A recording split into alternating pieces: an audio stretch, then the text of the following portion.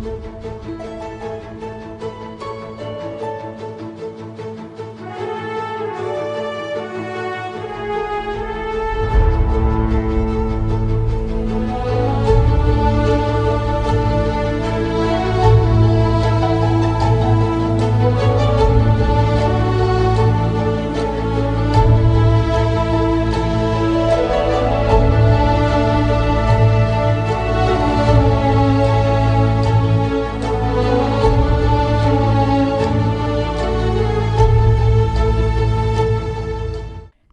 everyone, and welcome to the final episode of Journey to the Blue Sky. I am Patricia. And my name is Arun.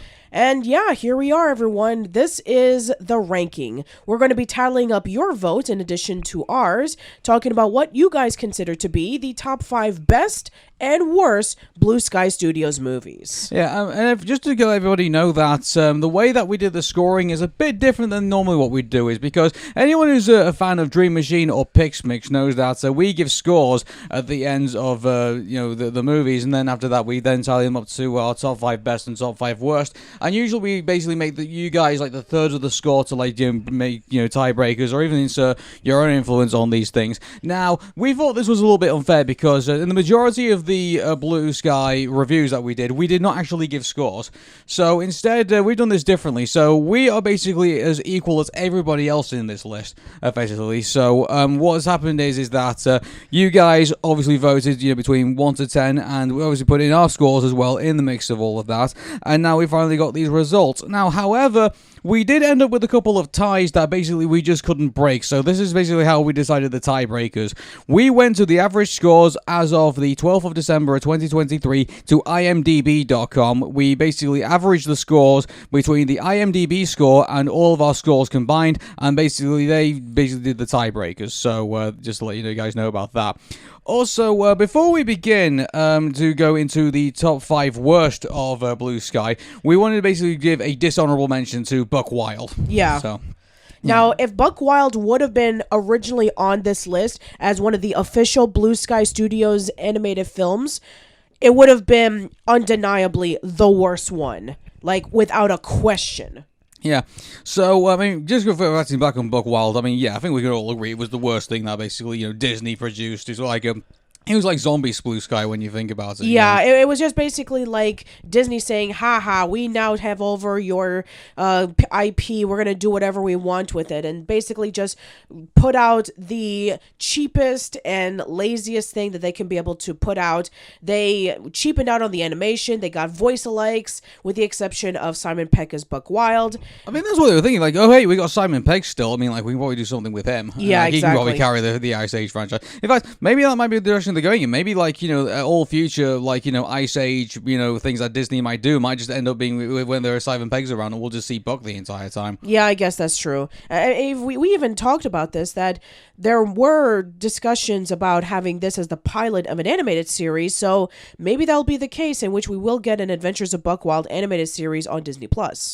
Well, depending if it actually did well or not, which I don't think it did. No, pretty much everybody tore this movie to shreds, including you guys, which, like we said, if this would have been included with all the other Blue Sky Studios movies, this would have been in number 1 as the top worst. Anyway, I think enough dawdling, do you? Well, do you think we should get into like the top 5 worst of what Blue Sky has to offer? Yeah, let's do it. What all those dark clouds in the blue sky basically were. Okay. Number 5 of the top 5 worst of Blue Sky here in the Journey to the Blue Sky.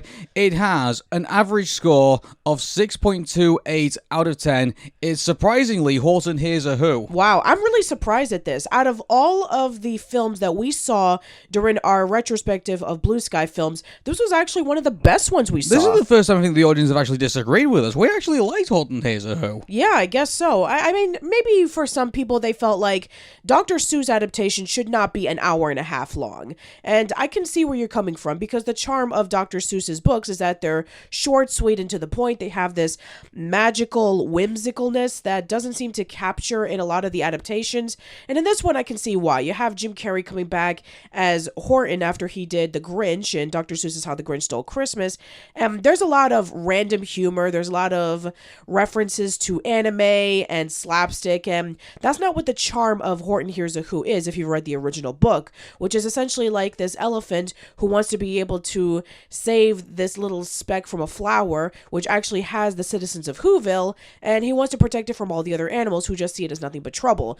So I can see why some people may have not cared for it. I just think the antagonist basically was just like, Karen Zilla, effectively. Like, Yeah, exactly. I think that's what kind of turned a lot of people off because they saw the antagonist. To be fair, I mean, like, wasn't the antagonist actually, like, was reflective of, like, what Dr. Seuss had when Horton Hears a Who? Oh, sure. I think, maybe, people who probably aren't as versed. By the way, I've not read the book Horton Hears a Who. Okay. In that, so, like, I can only go on basically what the movie tells us. But I thought Jim Carrey did a really great job as the protagonist in playing Horton. And, just about that, the antagonist actually was so. I think she was too bad. I think that was probably the problem, or maybe like the way that her motivations were kind of a bit contrived in a way, I guess. Right. Yeah. So we'll have to see.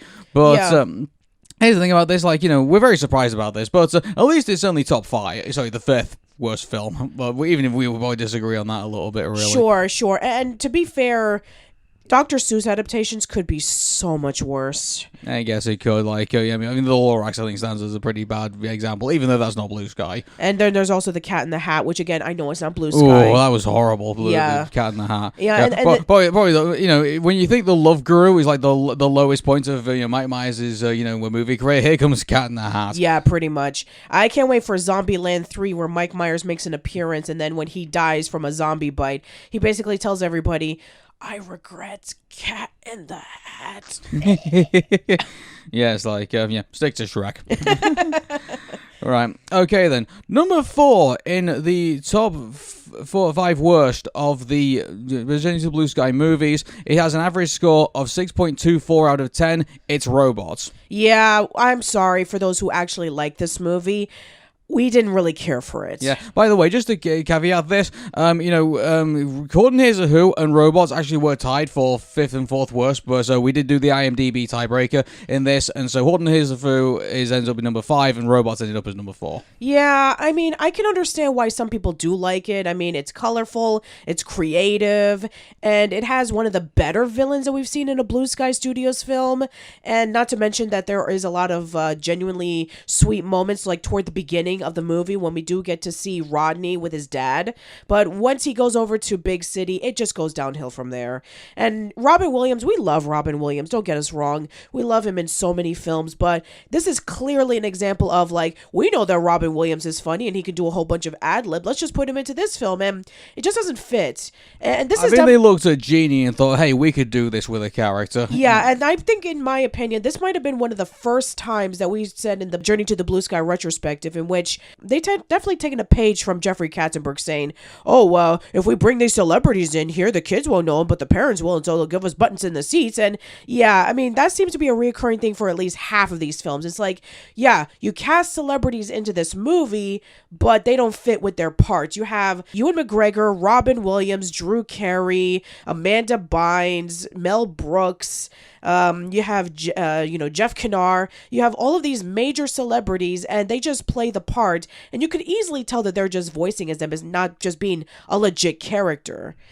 I think, I'm not too sure if I was a very, the one thing that concerned me about the movie, I think it was Big Weld, in this, and the fact that, he gave up so easily in all of this, and, I mean, I guess it probably, shows how ratchet, how powerful he actually is, I guess, as a villain, to, knock off Big Weld, but at the same time, I didn't like the idea of, where, they were really, Rodney was ready to give up, and he was at the train station, then all of a sudden, out of nowhere, out of the shadows, just Big Weld just comes, he's been, watching in a corner, everything that's been going on, pretty much. I would have liked it if, they came out and then I was at the front of the train station, then the car pulled up, and then Big Weld came out and he goes, need a lift. And it's like, I thought that would have been a better way of doing it, I thought. Yeah, so. And here's the thing. I understand that this was supposed to be kind of like a social commentary about, how poor people and the medical field are treating in terms of, what you need for your health. Like, oh, things are getting more and more expensive. You have to get with the times, otherwise you're going to fall apart. And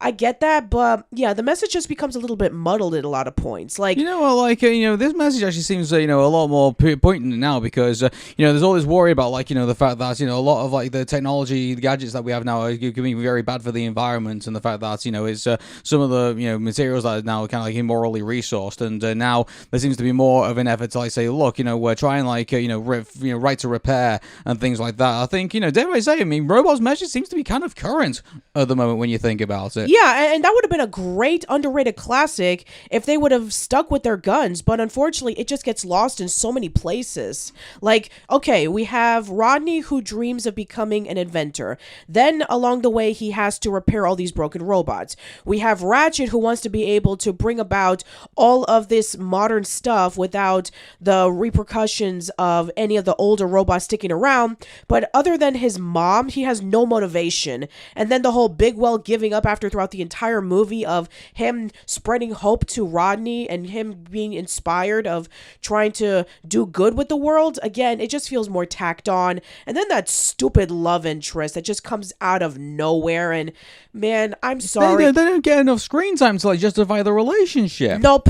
And then of course I think that Fender was just like Robin Williams just being ad lib and no substance, and Fender is no Bender. Let me say yeah, I'm sorry. He is no Bender. Yeah. I'm sorry. Well, this movie would have been a lot better if Bender was in it. Yeah. I think that would have been better because we would have actually had tolerated it, as opposed to that stupid pointless scene in which when they're just in their rooms for the first night, meeting up with Aunt Fanny, and then, Rodney talks about his dreams one moment, and then all of a sudden they have an armpit contest. Yeah, and also, you got the whole, James Brown, singing, thing, get up off of that thing, which, it kind of just feels like who's bad at the end of Megamind, really. It just is. Yeah, exactly. Yeah. And then, of course, my favorite. And, of course, that stupid fight scene with the Britney Spears moment, just blech. Yeah, I get, that's a product of his time, pretty much, It I is. would say. It immediately I don't dates think anybody now in 2023 understands, how much, you have to really be in the moment to know how much of a teen pop sensation Britney Spears actually was. Yeah. Everybody now sees just playing with knives on TikTok pretty much. People probably won't get that at all. Yeah. I don't think in 2023. Yeah, so overall, Robots has a lot of great things in it, but is severely misguided and just goes about in all over the place that it doesn't really focus on what it should have been. We really like the scenes with Rodney and his dad. That was probably our favorite moments in the entire film. And yeah, we would argue that he's essentially Buck Cluck from Chicken Little done right. Yeah, exactly. But he doesn't get focused enough, and when he does get his dreams come true, it's okay, yeah, he got his moment, and then that's pretty much it. But yeah, I'm sorry. For those who like this movie and are disagreeing with us, the votes say it. You guys chose this as one of your worst films. Mm-hmm. Okay, number 3 in this list had an average score of 6.1 out of 10. It's epic. My goodness, this was hands down the most boring film that we saw throughout this retrospective. I'll give this thing a ring. I thought it was going to end up in the participation awards. I thought it was going to be number 2. Oh, really? You think so? Nobody remembers this movie anymore, and for good reason. It's clearly style over substance. It looks great if you were to look at it today, but man, everything else sucks. It just feels like a step backwards, don't you think? It does. The way the graphics still remind me of Ants in a way, the way that it's very awkwardly proportioned, and it just also the whole feel of it as well. Just when you do a movie and you name it epic, you have to kind of live by a certain standard, and epic falls way below that standard no matter how you look at it, whether it comes to the characters, whether it comes to the story, whether it even comes to the music, or just the way that it's all set up. And also on top of that, they spend no expense on the celebrities. Beyonce's in this movie, for crying out loud. They really tried to make what they thought at the time was an epic movie, but in actual fact, I think they put in so many elements into all this. You've got the relationship between the Ronan and the Queen, and then you've got MK trying to trying to get a relationship going with a dad, and then you've got other things going on. You've got the sidekicks as well, which I still say to this day say, never did I thought I would say bring back Crash and Eddie.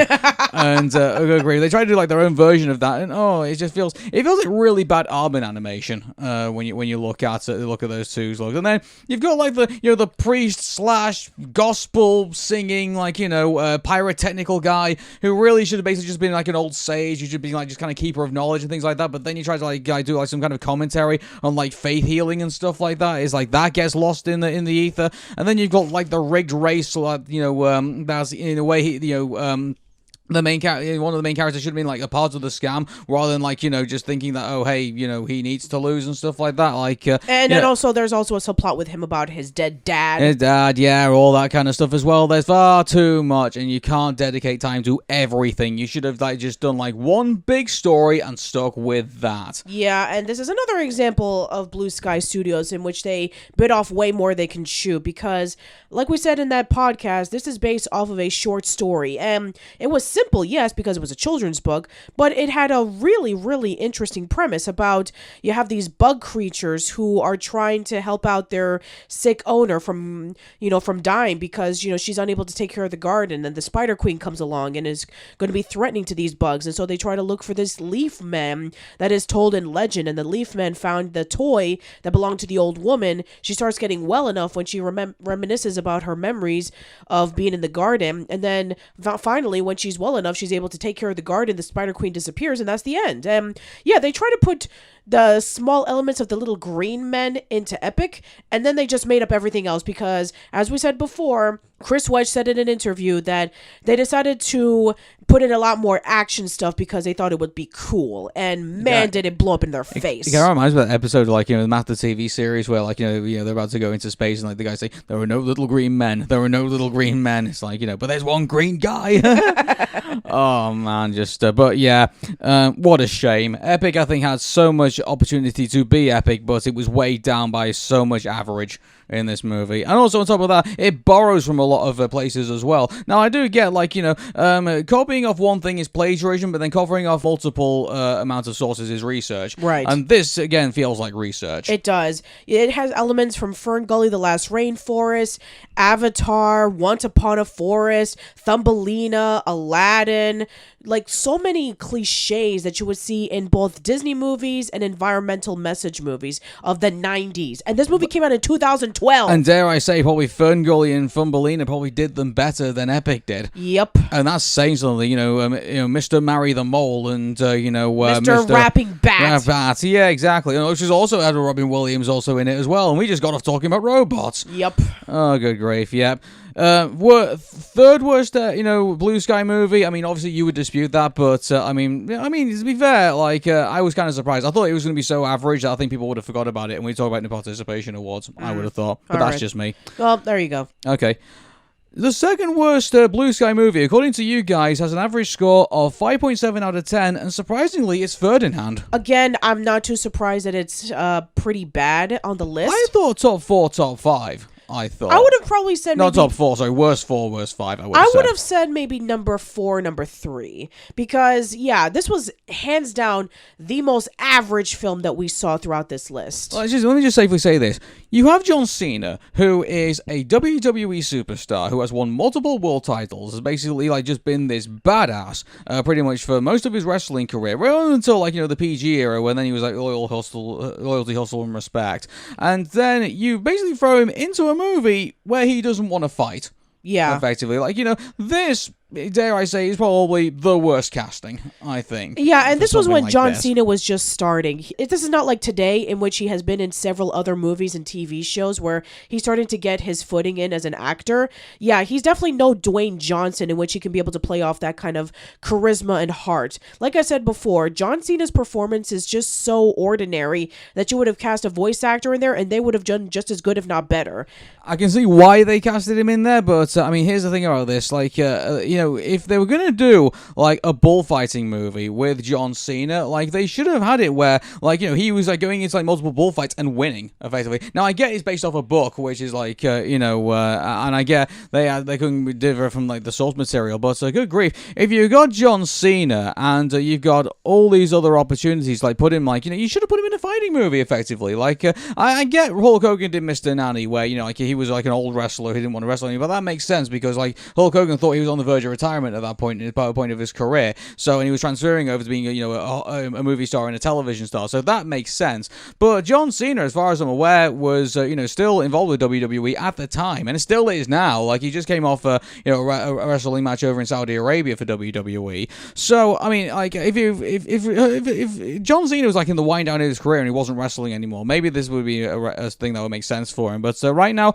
like the way that you present John Cena, at least in my opinion, is like you present him as like a fighting guy effectively. Yeah. And also the casting for the other characters, they sounded good on paper, but man, the writing is so weak and poor that it just makes the acting even worse. I can't remember the other characters. That's not bad. I remember the bullfighter. That's all I remember. And the fact that I like the way that the bullfighter. He starts off as like the antagonist, and he starts off as like this heartless guy. But then when he realizes that he's in this ring, and the people are starting to like the bull, and he's starting to lose the fight. He doesn't do anything spiteful. He doesn't do anything like that. He actually puts down his sword and then says bows and then leaves. Yeah. And he is respectful in that. And dare I say, it's kind of like Death in Puss in Boots, where like he says, okay, well he's now got something to fight for anymore, so therefore I'm not going to take your life. Right. Exactly. So yeah, I mean, you have Kate McKinnon, you have Gabriel Iglesias, you have Anthony Anderson, you have all of these amazing comedians, and man, their material is so weak that it just comes across as not funny. Not their best work, is it? Not even close. Then you have a lot of pointless characters like the horses, the hedgehogs, and you have this subplot involving with the fact that if bulls are not able to perform very well, then they go over to the slaughterhouse, and they don't even follow up with that message either. It just is completely watered down. It's like, okay, if you're going to introduce the fact that there are lives at stake, you should have just went all for it, as opposed to like, oh no, we're not going to do that. They didn't do that with Charlotte's Web. They didn't do that with Chicken Run. Why are you doing it here? If you're going to follow up with something that is very dark, go for it, man. Come on, don't cop out. Yeah, exactly. Like all the dark stuff that we were introduced to, like in The Secret of Nim, like various other movies like that. Like you would have thought, oh, you just go all the way. Like these characters are dead now. They're gone to the slaughterhouse and been made into meat. Exactly. Yeah. Oh, don't worry about the magical mice. They weren't experimented on and given shots and being trapped in cages by scientists. No, they learned it because of magic.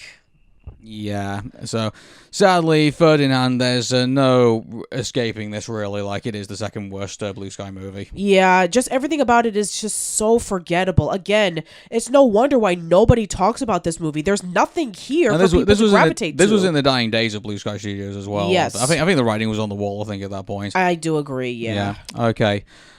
The worst Blue Sky movie, according to all of us, got an average score of 5.3 out of 10. Now, I want to persevere with this.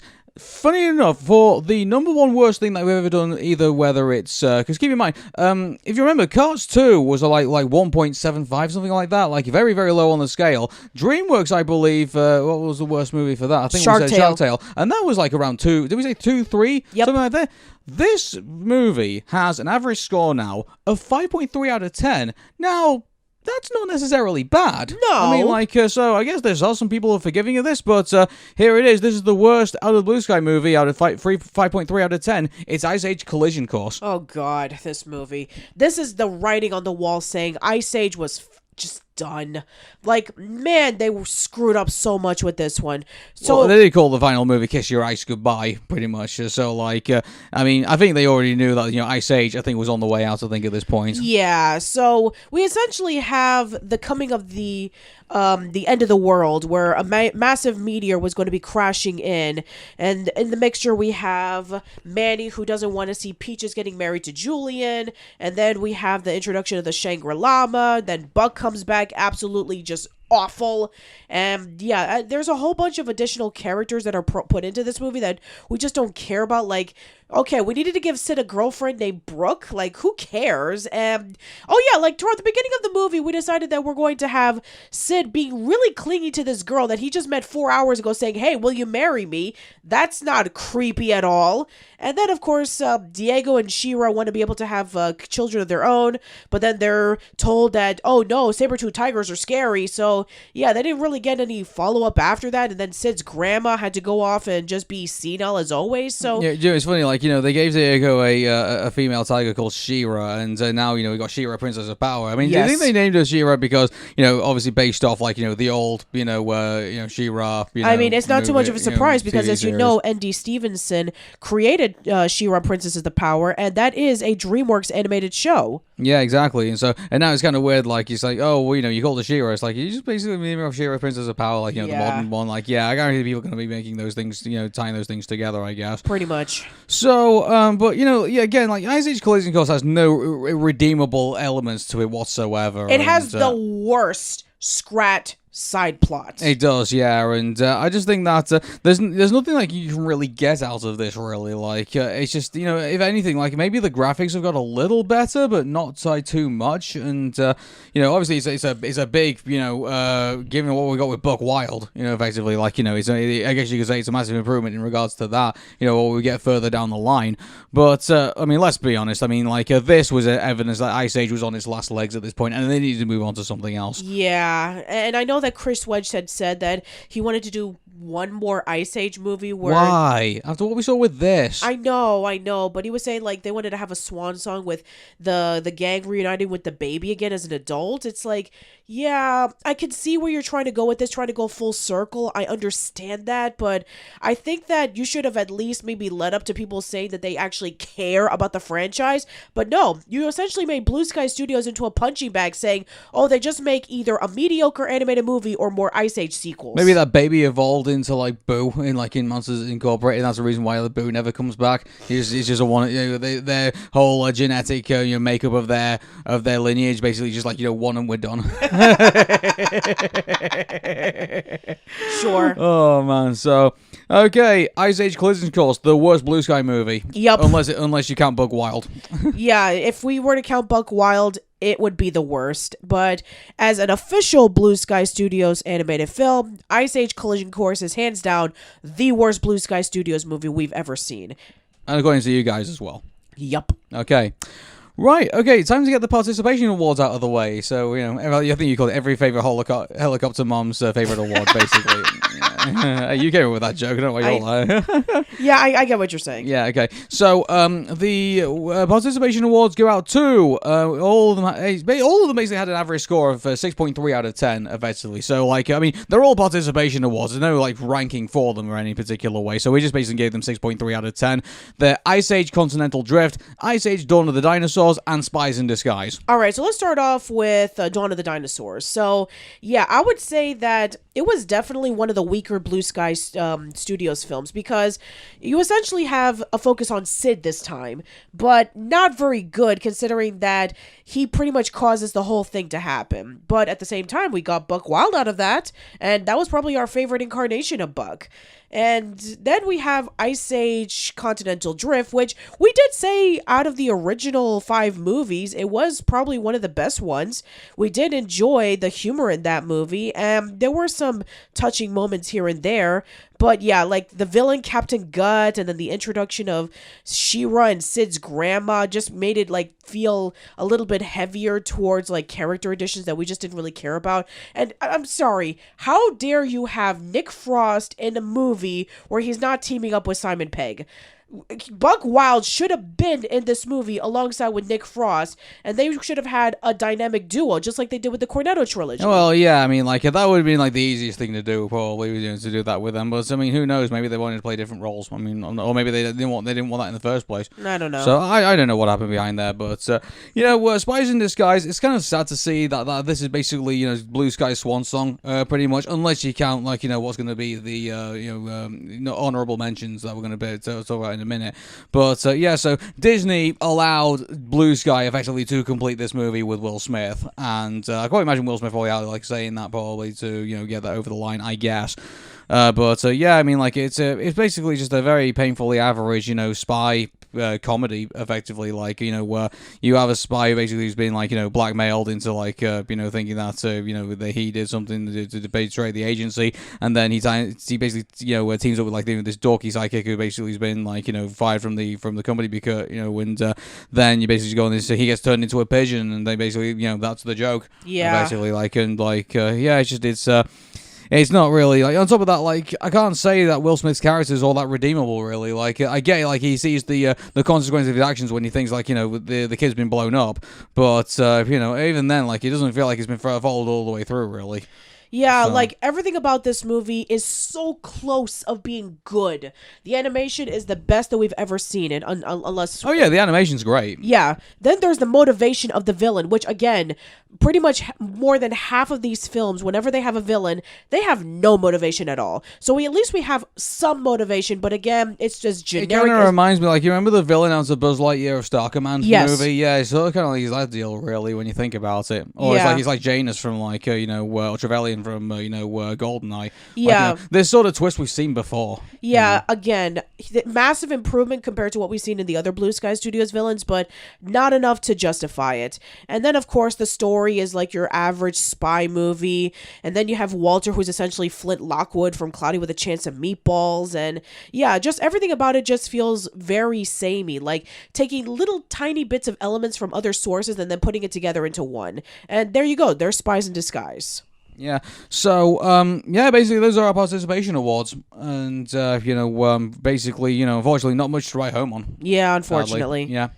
Okay, let's get into what we think are the top 5 Blue Sky movies of this. But before we get into that, we have to include the honorable mention. And by the way, if this honorable mention had been put in the official list, it would have been the best Blue Sky movie. Yes. But because it isn't, it doesn't really count. But no. Anyway, how could we not give this movie a shout? Shout out to Nimona. Yes. Now that we... here's the thing. We saw Nimona in the middle of our retrospective, where ordinarily I'm sure some people would have said, why didn't you just wait until the very end? Well, there's a reason why. Everybody was talking about it. I actually didn't get one comment saying, "Oh, wait until the end of Blue Sky before Journey to the Blue Sky before you see Nimona." Like, everyone wanted to see this right now. Yes, I think Morgan was even bugging me to see it. Yeah, everybody was seeing this movie. Morgan, Elijah, We Last Reacts, Third Bill, Saber Spark. Everybody was watching this movie. Everybody praised it. Everybody just gravitated to the story, the characters, the animation. And we did too. Yes, we did too. We said that Nimona was our generation's Shrek. Yeah, exactly. And if Netflix play their cards right, I mean, Nimona has a lot. Could be one of their mascots effectively. Yeah, it's like, oh hey, here's Nimona. Like, oh, I better go get a Netflix subscription. Yeah, and here's the thing: we talked about this in Arun and Patricia, but Netflix is a major contender for releasing a lot of exclusive animated films. We talked about Mitchells vs. the Machines. We talked about Leo. We talked about the Seabees. We talked about Pinocchio. There's so many amazing films that have come out of Netflix that it's getting attention from a lot of animation fans. It's giving Disney, Pixar, and DreamWorks a run for its money. I mean, dare I say we'll be doing Netflix animation, to a podcast somewhere down the line. Yeah, when they release more stuff, but right now they've only released like maybe... Well, they've announced the studio. So, yeah. There's that. So, I do apologize we're not talking about Blue Sky at the moment, but, I mean, this is where we are at the minute. Like, you can't ignore... I mean, this is one of the worst things that Disney did. Like, they cut down Nimona, with 75% through production. Thankfully, someone else picked it up. And appeared in pictures. And then released that on Netflix. And I just thought, imagine if Disney had this under their belt. Like, they would have had the best animated movie that would have came out this year. Oh, yeah, definitely. And instead of having some of the worst. Yeah, exactly. So, but unfortunately, they've paid the price for doing that, and now Nimona, obviously, everyone's shouting about it now. Yeah, this is definitely one of the biggest mistakes that an animation company has done since Nickelodeon canceled Adventure Time. Mm-hmm. So, that's our honorable mention. So, all right. Okay. Number 5, the top 5 best Blue Sky movie, according to everyone here, has an average score of 6.5 out of 10. It's Ice Age. Yeah, so the original Ice Age, the one that started it all. Now, I know that looking back on it today compared to what we have in modern movies, it is pretty rough around the edges. The animation is not the best looking. And some of the characters, they do have, typical traits. But what makes this movie so great, even to this very day, is the story. And that's something that Blue Sky Studios clearly lacks. Like, they don't pay attention too much on the story, they just pay attention to the animation. It's funny, they basically just took 3 men and a baby and basically just put, hey, here's an animated scene, and here's, this mammoth, here's this sloth, and here's this tiger, and, they're two, people who don't really like each other all that much, but, where they want to, Manny, who has his paternal instincts, wants to basically give the baby back to their families, to his human tribe, and then you have Sid, who basically just wants to stay out of trouble, and, wants to take around Manny because he knows he's going to be safe, and then you got Diego, who obviously has his own stake in this because he wants to get the baby to obviously prove himself to his whole tiger pack. Yes. Effectively. So everybody here has it's like 3 different stories, all different backgrounds, all coming together and going into this one adventure, and that's the reason why Ice Age works really well compared to its counterparts. Absolutely. Also its sequel counterparts, I could say. Yeah, what makes this movie so much better than the sequels is the fact that it has so much heart in it and so many serious moments that really just touch your heart. And we miss that in the sequels, where they just focus on wacky shenanigans and funny moments. But no, what makes this movie so great is the relationship between all the 3 characters and their relationship with the baby, and the serious stakes involving with having Diego wanting to capture the baby so that he can give it to his tribe so that they can eat him to get revenge on the tribe that took away most of their pack. So yeah, there's a lot of interesting stakes here, and it has great characters. The voice acting is phenomenal, and I would say that it's definitely one of the classic, films that we still remember. It's just a shame that the first film ended up being the best film of this lot. Yeah, and it's the start of Manny's story, effectively. Unfortunately, it's the only consistent thing that goes through the Ice Age sequels. He's dealing with his loss of his first family, and then obviously meeting up, with his basically his new wife, and then obviously having a child with her, and everything, and then going through all the emotional baggage that comes through that too. Exactly. So here's the thing. For all the Ice Age movies that we go through, I think Manny's the only person we kind of really we're kind of attached to, really. Exactly, yeah. It's like what Jen Bariki said, in which that, Manny is the only one who has an arc to him. He starts off as this loner in the first movie. Second movie, he meets up with someone and he falls in love with. Third movie, they have a baby. Fourth movie, she becomes a teenager and he's going through the typical struggles of being a good father, especially when they get separated from the Continental Drift. And then finally, his daughter's getting married and he's going through his midlife crisis where, he's essentially forgetting his wife's anniversary and, he doesn't like his new son-in-law. So, yeah, there's an actual arc that is going on that we can be able to gravitate towards Manny. Sid and Diego don't really get too much. Diego a little bit because at least he has She-Ra toward the, toward the halfway mark. But unfortunately, Sid barely gets anything. Well, Sid gets all the worst parts of basically Ice Age, effectively. They missed out. I think the thing with the Ice Age series, I think they missed out. We could do a whole podcast on its own, I guess, detailing, all our problems with the Ice Age, series, in my opinion. I think, Manny, I think, deserves to have the first movie, I think, in regards to that. I think, in regards to, I think also maybe the second movie as well, I think, obviously, to kind of continue on basically where they were. To be fair, I think all 3 of them basically had their own, movie. So basically, in the Ice Age sequels, Manny should have had a story, Sid needed a story, Diego needed a story, and, if you wanted to leave it at that, I think, that probably would have been enough, really, for the Ice Age series. I think you could have done it in 4 movies. Yeah. Effectively, told the whole Ice Age story, basically, for our main characters, because, I like the idea of, Sid, he ends up, falling into this cult, and then finally he feels like he's belonging, but only to realize, basically, he's a sacrifice, basically, for all these sloths. Right. And, and they're trying to, and all the shenanigans happen around that. That could have been Sid's movie. Diego's movie could have been the fact that, like, he's part of a pack that he doesn't really feel like, he doesn't really, like, truly belong in because, obviously, he's in a tiger pack. Maybe he could have met with She-Ra, who, like, was obviously going through that struggle, but then he could, like, relate to that and maybe go through his own thing. Maybe that's why they can make She-Ra more relevant in the Ice Age movies, I think.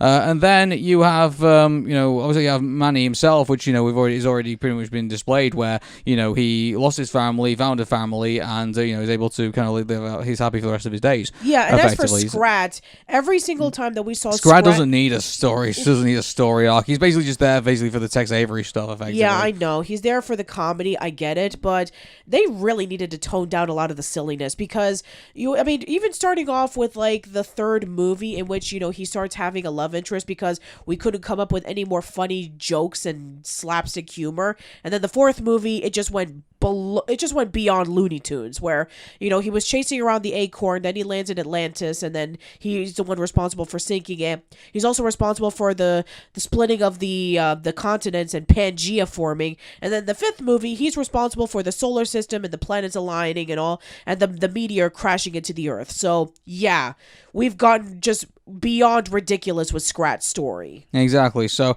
Ice Age is the fifth best Blue Sky movie, which I think, looking back at how everything else turned out, maybe everybody's deserved. Yeah, okay, probably. then. Okay. Yeah.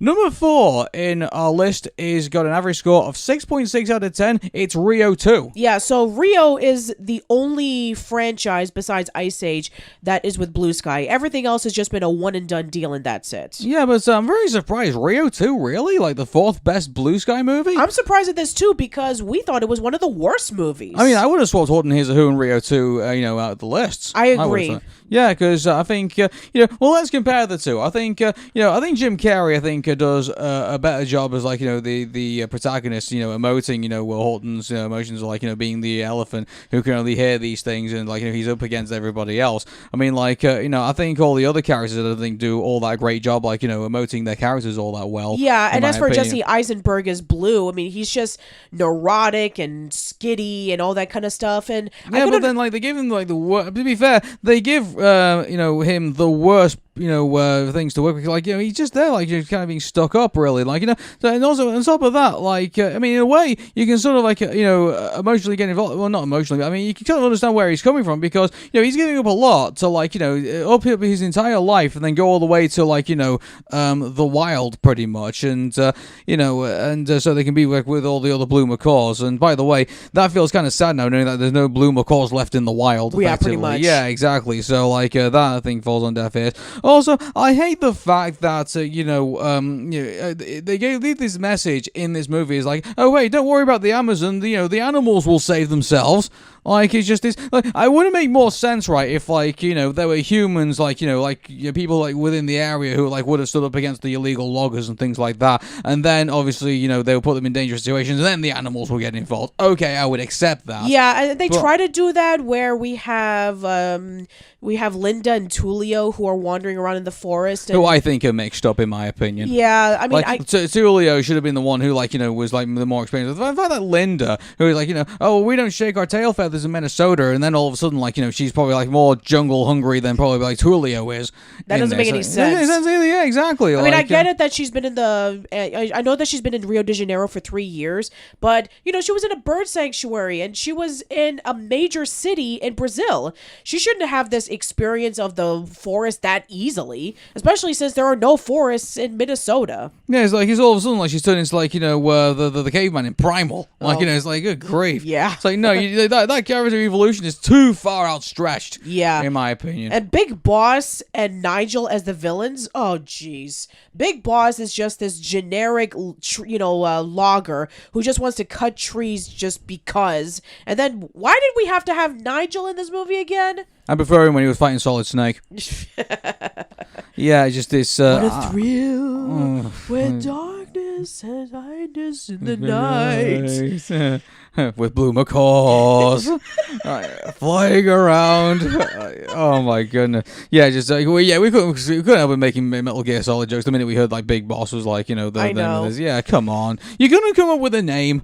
Like, well, why do this is another thing as well. Like, I mean, I noticed like some of like these movies that they do, like, they neglect to like give like some of like the important characters names, and then they give all the irrelevant characters names to remember them all. For yeah, some like for reason. example, I mean, do you even remember that Roberto is the name of Jules' father who just shows up and No, of course not. yeah, and what about Jules' ex-lover who just so happens to be PTSD with being a former owner of humans, and then he broke out and he wants to break away Blue from Jewel and become lovers again? Yeah, exactly. Eduardo, I think that's what his name was. I just think that, this movie has really big problems. On top of that as well, like, they do the whole thing of, like, the Pit of Doom, I think it was called. Oh, yeah, the Pit of Doom. Yeah, and they made it sound like, there's going to be this epic fight between the red birds and the blue macaws, and it turns out just to be a soccer game. Yup. And it's like, hey, you and I had to turn this movie off halfway through, didn't we, before this scene? did. And then when we revisited it, it's like, it's kind of like the movie is like sentient. It kind of goes like, oh, Aaron's getting bored. Quick, put some football in front of him.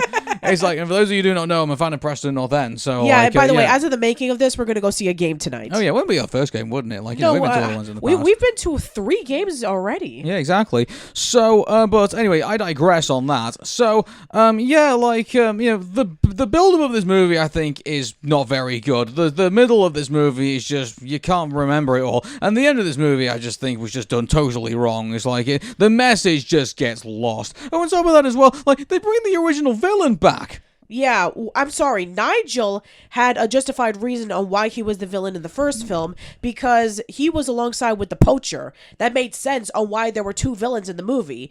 But Big Boss and Nigel never interact with one another. And Nigel even has his own posse. He has the poisonous frog and he has the anteater. And they don't really get that much development either. Well, no, none of them do. And so the only development that the poisonous frog basically gets is that she's not actually poisonous. Yeah, that's pretty much it. Yeah, that's a letdown. And I just think that with Nigel in this, like, he didn't need to be in this movie. Nope. They could have started off with a brand new villain, effectively. Yeah, cut Nigel off. And Nigel was dead. We'll get to that in the third. You're just giving away the third one, haven't I? But so we'll get to Rio in a minute. But this just needed like its own villain. Nigel did not need to come back in this. no, he did not.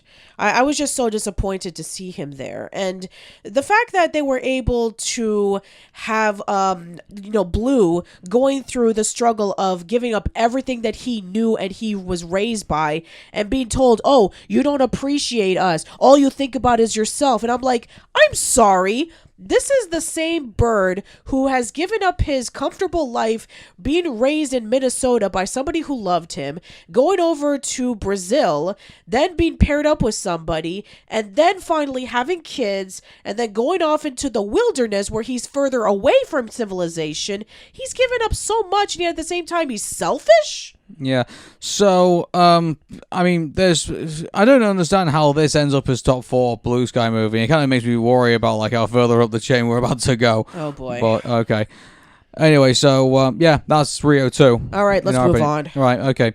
Number 3 in the top 5 best Blue Sky movies. I think I've probably already given it away. It's got an average score of 6.7 out of 10. It's Rio. All right. Well, I mean it's better than Rio 2. Yes, I do agree. Yeah, this is just an indication that Blue Sky Studios don't do good with sequels. I'm sorry. I mean, I thought that Pixar was pretty mixed because, sure, the Toy Story films have been pretty good, and we did enjoy The Incredibles too, but yeah, I mean, I would say that the Cars sequels and Monsters University, yeah, I mean, they can vary in quality, but yeah, I would just say that Blue Sky should have been a one-and-done deal and focus on original stuff as opposed to like, hey, this movie was really, really successful. Let's just do a bunch of sequels. That really hurt them badly. Yeah, Blue Sky can't do a sequel. Nope. It just can't. Like, well, also, on top of that, it had like multiple attempts with Ice Age.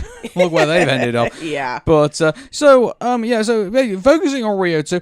Sorry, not Rio 2. Rio itself. Like, I mean, to be fair, it's not a bad movie. It's not. It's like, I mean, it's a blue macaw who basically has been illegally smuggled and has ended up, with Linda, who is this very warm-hearted, bookstore owner, and she's very protective of Blue because because obviously Blue can't fly in this first movie, and he's not like a wild bird at all. No. And but then Tulio then notices that there's a Blue macaw there, and then invites Linda and Blue over to Rio de Janeiro to potentially do like a breeding program to get Blue species resurrected. The only problem is that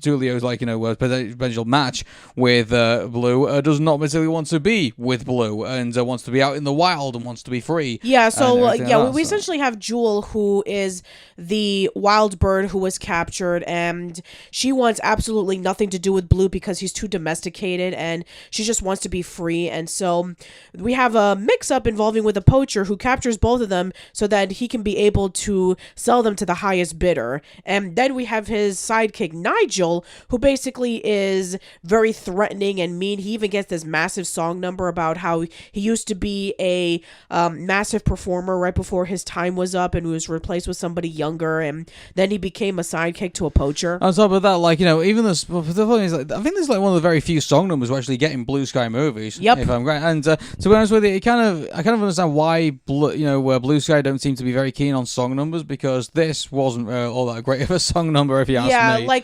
There's a lot of song numbers in Rio and Rio 2. This is where they have the most music and the most original music, because as we talked about before, they seem to use a lot of pre-existing songs, whether it be pop music at the time or even musicals, which we'll get to later on. But yeah, I would say that this is another major hit for Blue Sky Studios. They try to follow in the Disney formula of like, hey, let's just include a whole bunch of songs in here, but the original songs are not that good. Then they try to do the DreamWorks route, and it's like, okay, let's put these pre-existing songs that were popular at the time and try to mix it in there. And again, it just dates the movie even further.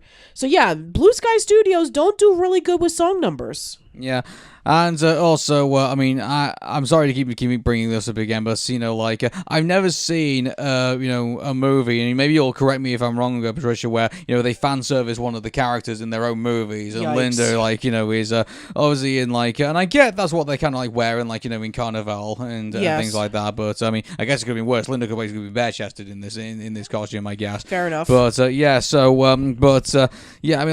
I know what they were going for is to try and get Tulio to oh, hey, I've got a really sexy girl next to me, really. It's but it wasn't really necessary, really, in my opinion. I don't know. And they could just put her in a costume. And just like a really colorful costume. Well, it's supposed to be in disguise as well as isn't the idea being disguised wear more of a costume and not less of it? Yeah, that's the whole point of it. Yeah. Oh boy. And it's clear that she is not from Brazil. It's obvious. Yeah, not to go further into detail with that, but now I'm not saying that she's not had a Brazilian. We're not saying that, but it's just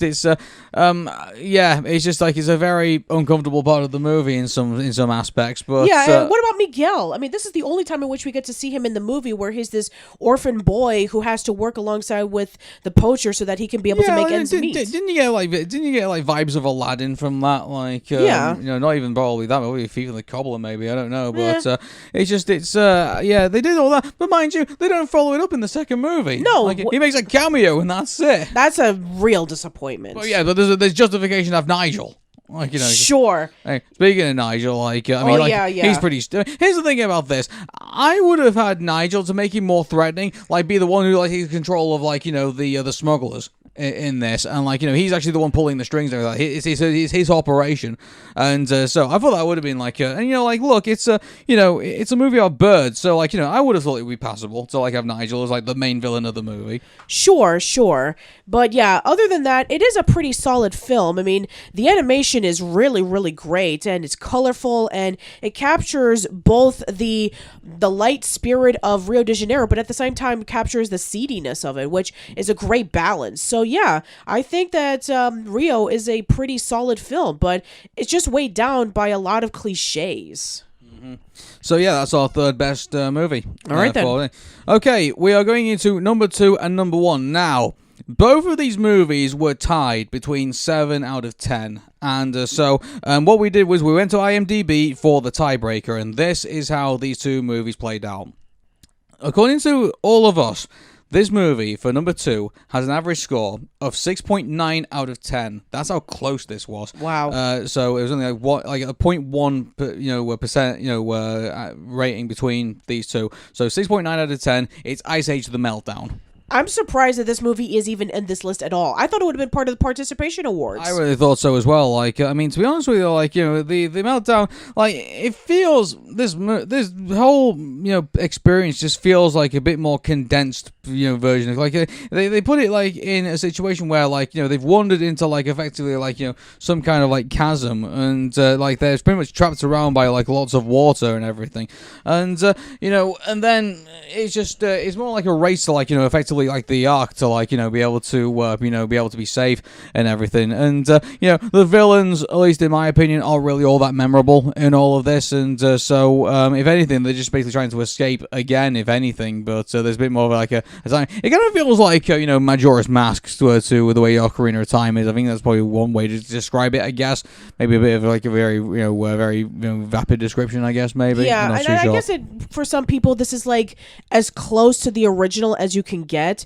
where it doesn't involve with like too many unnecessary characters. It just goes back to basics with just a handful of them, and the stakes are more environmental challenges as opposed to like some characters that are being actively stupid or a cause from scratch, where it's essentially like we have this huge meltdown that is happening, and the animals are trying to get over to the Ark so that they can be able to prevent themselves from drowning. And yeah, I'd say that it's a little bit more basic, where you have just a crisis that they have to avert. I think that there are some things in Ice Age: The Meltdown that is able to bring about that we're able to showcase that, hey, we can be able to be just as good as the original. But yeah, I'm sorry, I just don't think that we are able to appreciate it just as much as, say, the original Ice Age. I mean, sure, Manny was able to get a relationship with Ellie. We got to see Crash and Eddie. We got to meet up with a whole bunch of other characters that would be staples throughout the entire franchise. We get to see a pretty serious moment again, one of the last of the serious moments for the Ice Age franchise. And, we get to see a Scrat subplot that is much more subdued than the other ones that we've ever seen. But again, I mean, it's not that memorable. I mean, I would argue that Continental Drift was a better movie than Meltdown. Yeah, exactly. And so, unfortunately, like, while this is the role of democracy, unfortunately, not unfortunately, like, of course democracy is important, but, like, if for me personally, I don't think, I would disagree. I don't think The Meltdown necessarily is the second best Blue Sky movie. I disagree with this as well. I'm sorry. Yeah, but, hey, so, well, that's what it is. And so, by the way, and we can't believe that it tied with what we think is the number one movie, if it isn't Nimona. And so let's just go with this. This movie got an average score of 7 out of 10, so unfortunately, I mean, just to go on that, it's probably the lowest top-rated movie, compared to, PixMix, which, we said Toy Story was, like, the best-rated movie. And yeah, also, it was like a 9.6 or something? Yeah, 9.6, I think 9.67, something like that. And also with Dream Machine, it was also, that was, like, in the 9s as well, like, for Shrek 2. Yep. As well, so, but... And then when we did the Roald Dahl retrospective, where it was like a 8.9 or a 9 out of 10 with Fantastic Mr. Fox. Exactly, yeah, and so I think this is probably our lowest number one of any of our podcasts that we've done, but here it is. Number one in the Journey to the Blue Sky is average score of 7.10 out of 7 out of 10. 7 out of 10. It's the Peanuts movie. Yeah, so it is undeniable on why this movie is still to this day the best Blue Sky Studios movie ever made. It just gets rid of all of the stupid tropes that Blue Sky had established themselves with. Number one, they didn't have their standard 3D animation. They kept to the traditional animation with Charles Schultz's original drawings, but were able to put it into a new light that we had never seen before. And it kept to the original spirit of Charles Schultz's original Peanuts drawings. Number two, little to no celebrities ruining the voices of this movie. Most of them were child actors, weren't they? Yeah, most of them were child actors, and only one celebrity, and that was Fifi, played by Kristen Chenoweth, and she was a dog.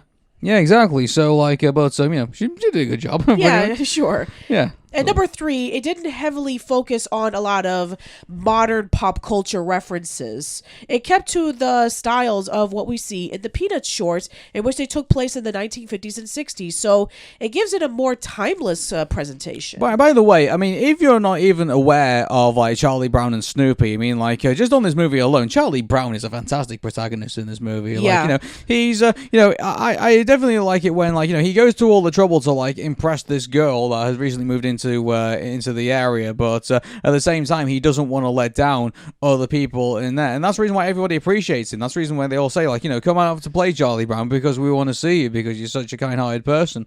And I mean, you don't first believe it in the first day. They thought I just want him to come out and just to play with them and that's it. But then you realize how much he actually gives back to his community effectively. Yeah. So he's the lovable loser where he's not good at anything. Like he doesn't play baseball very well. He's not very good at football. He crashes the kite into the kite-eating tree. He's very awkward when talking to the little red-haired girl. He's not a good dancer. But at the same time, you just are incredibly charmed with him because he just doesn't give up. Yeah, he is. That's the reason why I like him. He does not give up at all, and that's the reason why everybody likes him. Absolutely. Yeah, even if he doesn't appreciate. It's funny because he doesn't appreciate that when he begins with it, but then he grows. Towards the end of the movie, he grows to appreciate that. Yeah, and that's when the little red hair girl basically tells him about how much of an amazing person he is, and how that she wanted to choose him as his pen pal, and that he's he shouldn't change who he is. He's already a winner in her eyes. And that's a great ending. I know a lot of people hated this ending because they say it strips away of what Charlie Brown is supposed to be. He's supposed to be the loser that never wins. Objection! And the reason I say that is because when you do a movie based on something like this, it basically takes the character to the next level. And what's the next level that Charlie Brown potentially could get to? He finally gets his way in the end. Yes. After learning a lesson. Absolutely. Yeah, exactly. And so, so I think that whole ending was justified, in my opinion, because if you're just going to keep it all the same, what's the point of watching the movie? Yeah. I mean, don't get me wrong, there's a lot of great stuff in this movie. I'm not saying that. But, I mean, if you're not going to give something to, this character, to kind of continue let him go on. I mean, what? Is he gonna fly? Another? Is he gonna getting eating trees? Up until they start to do a sequel movie. It's you got nothing there really. Look how bad Blue Sky are with sequels. Yep. When it comes to that, if they end up going in that situation, I think to do that and basically to have a justified ending to basically the Charlie Brown story. I mean, obviously we're gonna get another Charlie Brown movie, down the line with Apple TV. I get that, but for this, I would accept that. Yeah, it's just a shame that this is the second lowest grossing Blue Sky Studios movie ever made. It just made barely double back its budget, which is a shame because everything about this movie is top quality, amazing. The animation, the characters, the story, the music, just the presentation alone is nostalgic, but it's fresh to a new generation. I think that this is the pinnacle of Blue Sky. This is their magnum opus. I do agree, yeah. If Nimona was included on this list, of course, that would be a magnum opus in its own right. The animation, the characters, the life lessons, the presentation, the social commentary, everything about that movie was fantastic. But if we're sticking to traditional official Blue Sky Studios movie, yeah, the Peanuts movie is their magnum opus, number one, no question. I would be intrigued to see if we basically did compare the Peanuts movie to Nimona, which they're two completely different movies. Yeah, they're two completely different movies. That's apples and oranges. Yeah, exactly. So I mean, is one better than the other? I think you basically got some really good movies basically there, and it's just too bad that the Peanuts movie is officially Blue Sky, Nimona isn't. Yeah, it's a shame. So, yeah, but. So, that's basically been our journey to the Blue Sky, effectively. And here's the thing about this, though, because at the end of the scale is 5.3. At the beginning of the scale is 7. And so, I mean, I guess, going through this journey, I mean, I got to be honest with everybody. I mean, okay, Pixar have done some really bad movies. Don't get me wrong about that. And so has DreamWorks. You and I have, complained about Cars 2. You and I have complained about Shark Tale. And, but for every, really bad stinker, I mean, there was always, a good pot of gold, to get all of it. I gotta be honest with everybody, like, with this Blue Sky library, I mean, with the exception of the Peanuts movie, there hasn't really been all that much to sink our teeth into, if we had to be honest. I do agree. Like, everything was, like, a few points off from being either really bad or good. Like, it's all around average, and we can see that with the scores. If it's not leaning towards a 6, it's leaning towards a 5. If it's not leaning towards a 6, it's leaning towards a 7. It doesn't go high as a 10, and it doesn't go low as a 1. So that's just for what a lot of people think of Blue Sky. It's just middle of the road, and it's no wonder why, for some people, when Blue Sky was around, they just never really took it seriously compared to Pixar, DreamWorks, Illumination, Leica, Sony Pictures. They just saw it as like a studio that was just there. Yeah, and it is kind of sad because, don't get me wrong, there are some big fans of Ice Age, and there are fans of this movie, which I'm sure everybody enjoys, but, we've got to be honest, would Blue Sky Library be our first choice for, like, when we have Pixar, when we have DreamWorks, and, various other studios that we talk about as well, even with Roald Dahl movies even as well, like, there's some really great movies in there that I would say are better than some Blue Sky movies, yeah, like, the animated movies, for example, whether it be with Cosgrove Hall, with the BFG, Disney with James and the Giant Peach, whether it be with the BBC when they did Revolting Rhymes, and, even with Fox when they did Fantastic Mr. Fox. Like, there's been a lot of animated movies that we've seen throughout this retrospective that have been leagues better than most of the movies that we saw in Journey to the Blue Sky, which is really, really sad, because there were some key elements that they really nailed, but they were weighed down by just so many things, like mediocre story, mediocre characters, mediocre music. Just, man, they really needed to get some ironing in all of those flaws. Otherwise, I would argue they would still be around today. Yeah.